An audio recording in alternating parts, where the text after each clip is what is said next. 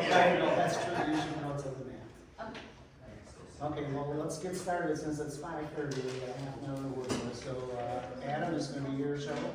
Yep, so this is kind of our annual talk about streets. In particular, beginning the process to figure out what streets we're going to include in our 2024 street maintenance project.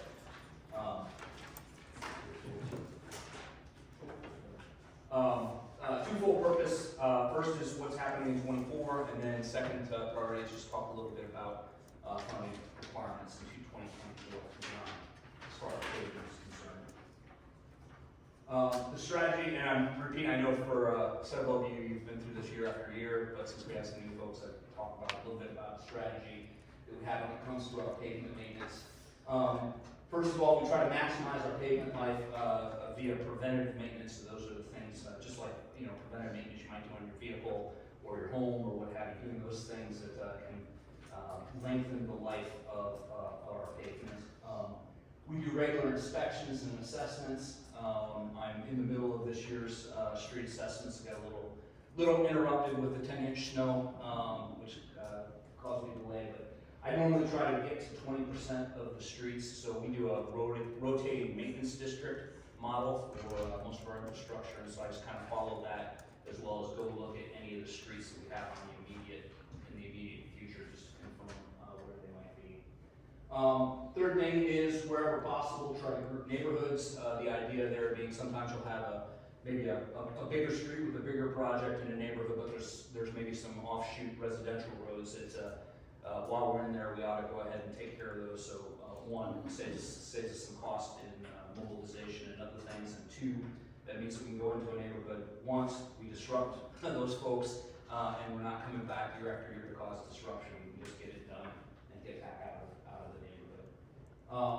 We do patching where appropriate. We have some money in our maintenance budget, which DJ manages with Brent Weldon, our street supervisor. In addition to just pothole patching, we're also looking for where are those bigger patches. Maybe we have a piece of pavement which overall is in decent condition, but there's this 30-foot long section that's really degraded or sits over the top of a storm culvert or something that's been moving around, and we can spend some money on patching that section and maybe get another 10 to 20 years out of the rest of the pavement before we come in for a big project. So we try to do that where we can. And then our philosophy for a number of years, when it comes to reconstructions or major rehabilitations of pavement, we've kind of done a worst first has kind of been our construct. Just one thing I had on the little figure to the bottom right, just on pavement strategies. What's that showing? I don't know if you can fully see it, but you've got pavement condition on vertical axis and your pavement age on the horizontal. The red line shows if, kind of the idea, you don't touch the pavement, you build the road and then you don't do anything else to the pavement. It deteriorates at a pretty steep curve, and you end up replacing a road maybe at 25 to 30 years of its life. The idea, what we try to do is do those preventative maintenance actions, that's that blue line, where we're coming in and doing surface treatments, crack sealing, and then, although we kind of consider them bigger projects because they're costly, so the mill and overlay, and that's when we're taking off that top layer of asphalt and putting in a new one. And doing those periodically throughout the life of the pavement then tends to extend the overall life of the pavement. The more work we can do on that top layer of pavement saves us the work on the lower sections of pavement. That's the left side there showing you what a typical pavement looks like, where we have a wear course on top with some asphalt underneath it. Is the base course. Below that's a bunch of compacted aggregate, and then below that's is the ground. Sometimes there's some other things in there, fabric and some things like that. But that's the general construct. So if we can focus our efforts over the life of a road at that top layer of asphalt, then that preserves the rest of that road structure. Which, when you're replacing the rest of that road structure, that's where the big expenses come. So that's kind of why that philosophy.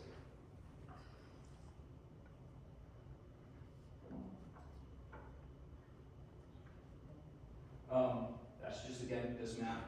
So one of the things every year is I have the map updated. We do track our pavements in our cartograph, which is our asset management system. simple color coding on there. Green is good, red is bad, and then follow the rainbow otherwise. So yellow is not great, but not too bad. And then orange are those roads that are starting to get into that area where we'll either consider a rehabilitation, or we might be able to get away with mill and overlay depending on how that degradation is kind of played out in the street. You will note currently on this map, which I just had done last week after the latest round of inspections, there are no red roads. If you looked at this map last year, you would see 2 red roads, which was Fox Street and Town Line, which are both of our roads for this year. So, although we haven't done those roads yet, I assume they were, since we've already budgeted and they're already on the plan, that I color coded them green so we could focus on We next used to year. have lots of red. We did used to have lots of red, so Lots of red in the past. we've been overall improving. So.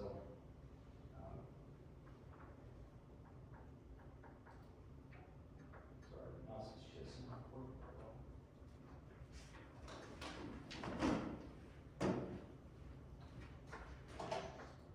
There we go. So looking at 2024, the streets that I'm recommending, staff is recommending, is that we would go after Willow Drive south, which is from Fox to Brown. That section I have rated a pavement condition index of 56. That's an index out of 100. It's pretty rough shape. The estimate, I should caveat, the estimates I have here for cost are for the pavement portion of any of these projects only. So it's, when we rebuild a road, we're also going after the utilities and stormwater. Those are separate funds. Those funds tend to be very healthy. We have good revenue streams for those funds. The pavement stream, which is the pavement funding, which is wholly dependent upon our tax levy, is usually the constraining factor as far as cost is concerned. So that's what the costs here at ABC that I have focused on. What I would then further do is build out the rest of the project with some other smaller, shorter road segments to do. In this case, I've got Parkwood and Glendale Drive on there, and then we always have. I'd like to better gain this number up once we have the resources to do so. But 50,000 that goes into those bigger patches, our crack sealing and that sort of projects every year. So that would put a total of around 841,000 for next year in the paving fund. Off to the right side are the other streets that are nearing a need of some kind of major project. Also not included in here are necessarily, again, some of those smaller streets. Again, kind of the philosophy is if we're going after, say, Kelly Avenue, we'd also then want to go after Lydiard Circle, and those other smaller streets down in that same neighborhood. So those are roughly in priority order. I'm not necessarily wed to. You can make arguments to move one over the other in the out years, but those are some of the worst roads we have. Unfortunately, some of them are pretty big dollar figures based on their length and width. There's a lot of pavement in some of these. Kelly Avenue is the next in the priority after we got done with Willow, just because it does serve a fairly large neighborhood down there. And if you drive it, you will note in the middle, about halfway through the corridor, you hit the lower area in the swamp, and it's just, the road is just collapsing there. Also, that project may end up being a little bit more, because one of the things I'd like to look at is as we do that road in the future is, do we raise it 6 to 8 inches through that section? There are photos from, I can't remember what year it was, 2014 or whenever the big floods were, big rains, that's where people were canoeing across that road. So we have undertaken over the last few years on Kelly a bunch of stormwater projects over the last about 8 years. So we've done that piece of it, but the pavement is still in need. The next big one down will be North Arm Drive, Anna Lane. North Arm Drive being the biggest one. It's a pretty long road. There are some sections of that road that are actually in pretty decent shape, but then just interspersed throughout the pavement are some bad areas, particularly as you get closer to County Road 19. One item to note on the North Arm Drive is there is a Parks Commission trail CIP item that we kind of kept on the parks CIP with the idea of establishing a walking trail along that road. And the advice I've given to the Parks Commission is if we do that trail project, it ought to be the same time that we're doing the road project, just because we'll get better prices if we're doing that work concurrent. Old Long Lake Road is not as heavily traveled maybe as some of the others, but it is fairly lengthy, and it is a shortcut bypass as you're coming out of the Wayzata area into our neighborhood. So its pavement is, I don't think we have as deep into the subgrade and below issues, but that top layer and maybe even that base course of asphalt is pretty chewed up in places. We get a lot of what we call delaminations, basically where the layers of the asphalt are separating from one another. And then Spring Hill Road is kind of the same condition. It no longer is a bypass or anything, but it is a fairly long residential road, as many of you know, up on our northern border, basically connecting County Road 6 to County Road 6. It used to be a cut through when we had East Long Lake Road before we converted that into a trail, but it is no longer. It also suffers just from some topography. We've got some really shallow culvert crossings that tend to, particularly this time of year, move up and down in the grading section. So Slows the speed down. it does do that. Why would we do Spring Hill Road before some of the other ones would be that the PCI is lower? As kind of balance, like Spring Hill Road is an example. It serves now as a residential road, and fewer residents, so you can get through it. And that PCI is lower because the level of pavement distress on the surface is greater. So there's a lot more, there's a lot more cracks, a lot more small pieces of asphalt coming up. The difference between that and say Kelly Avenue, which has, let's say, the 67, but we're recommending, is because when you get to the middle of that road, it's just it's a disaster right in the middle. And by the time we would look at maybe just patching that section, we might as well just do the whole road. And this is pretty standard where we get, all the recommendations from the staff, and we Yeah. will drive ourselves between now and the next council meeting to see if we agree or not agree and come up with the priorities for 2024. And if there's disagreements on which roads and why, and There's two road sections you don't see on this list, but we should mention real quick. One is the southern portion of North Willow. That's right there by Otten's, right where you come off of Wayzata Boulevard. That roadway is, and the rest of Willow going north, is in our municipal state aid system. We do get separate state funding from the gas tax, our portion of that for roads like it that are in our MSA.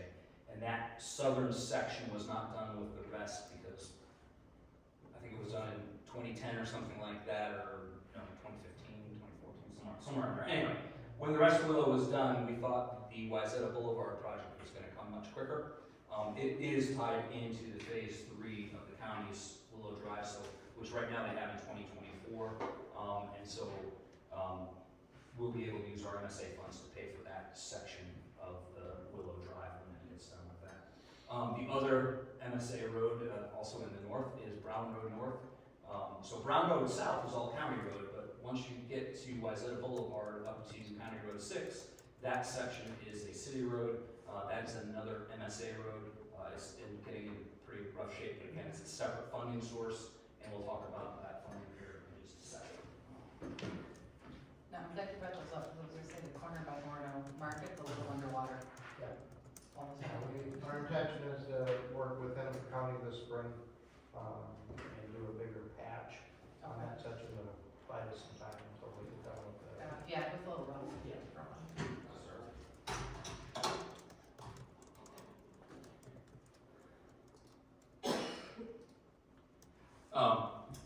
This next slide, just so you know how I try to do this as I'm looking at these roads. Every year, obviously, you'll see the CIP in the fall. I constantly monkeying with the CIP and trying to fit these roads together in some kind of fashion. I don't need to get into the details, but generally what I'm looking to do is try to figure out what is our pavement budget per year and and how can I fit the worst roads combined with other roads in the neighborhood, or maybe some smaller roads to flush out about $1 million a year project, as we go forward.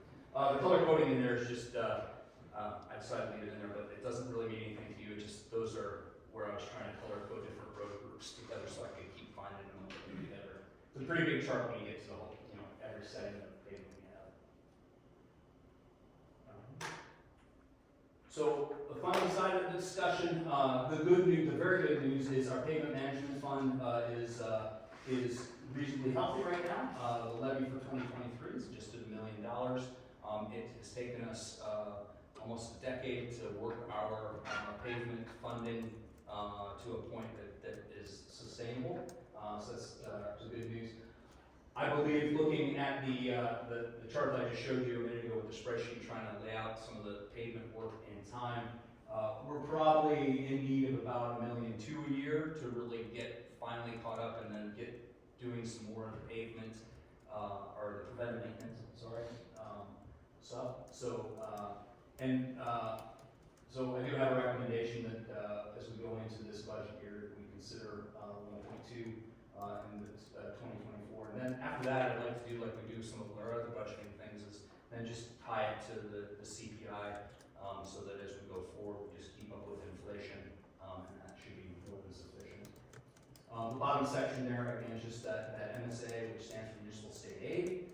We, as of 2023, are being allocated about $450,000 a year from the state.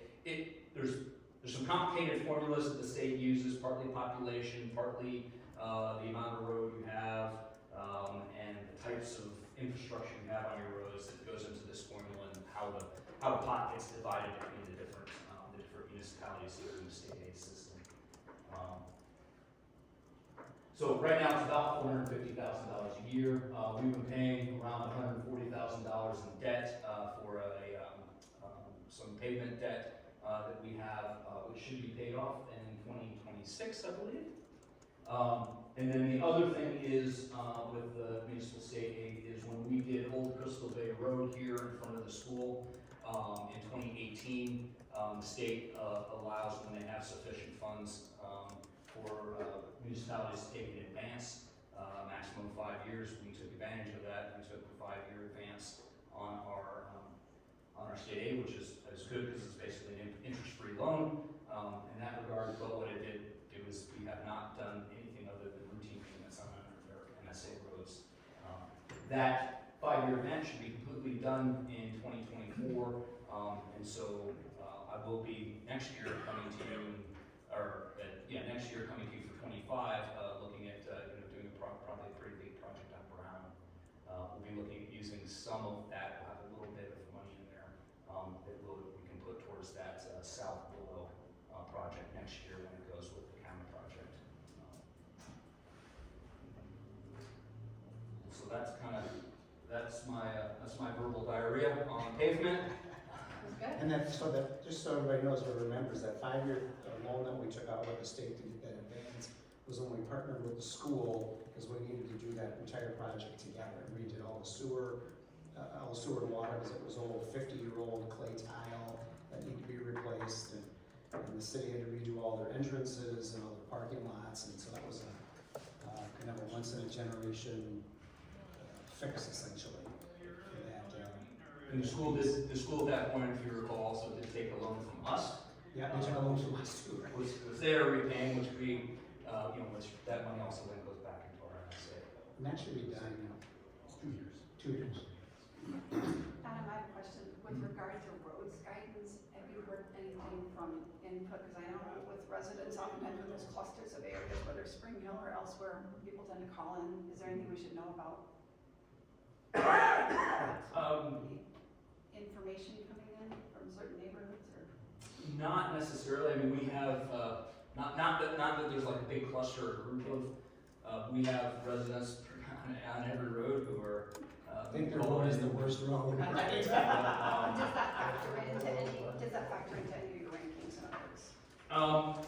It didn't really this time. In the past, there have been where,